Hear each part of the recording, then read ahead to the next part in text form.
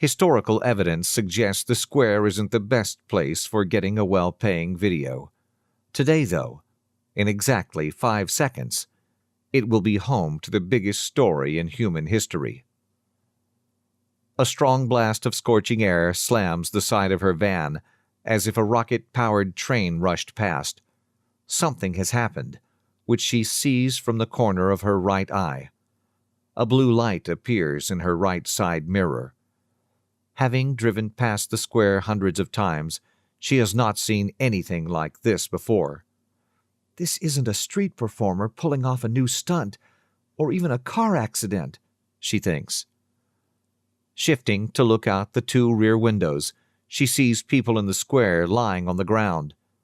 A blue electrical discharge shimmers and sparkles in the center of the square. At first it looks like an exploded electrical service box, except there was no explosion. She realizes this is the payday she needs. But only if she can be first to get whatever this is on video will there be a chance of selling it to the networks. Her hands bang on the steering wheel as she stretches her neck in all directions, looking for an exit. No such luck. Shit. Suddenly, she puts the van in park and yanks the keys out. She gets up from her seat, pulls an elastic hair tie from her pocket, then scrapes her long black hair into a ponytail. While she climbs between the seats into the back of the van, she grabs her trusty Sidekick camera. The back double doors fly open after she kicks them with her booted foot. Jumping out from the van, she lands on the yellow taxi behind it. Her 125-pound body crashes on the taxi's hood, which flexes and pops, but she leaves no dent. With the camera recording, she runs towards the disturbance. Her heart pumps hard as she navigates the street full of cars that stand in her path. As she approaches, tourists and costume performers lay on the concrete, trying to regain their senses after being knocked down from the blast. She films the people lying on the ground, looking for signs of injury. Injuries, unfortunately, are what make the evening news. The shirtless guitar player sits on the curb, staring at his broken iconic 6-string. It got crushed when he was blasted from behind and landed on it. She records about 15 people on the cement who all seem fine, just a little shaken. Carter approaches the blue glowing disturbance, which interferes with the iris on her camera's lens. She lifts the camera, adjusts her focus and exposure, but it's tough for her to capture the intense, shimmering illumination. Through her camera's viewfinder, it's clear this is not an electrical service box.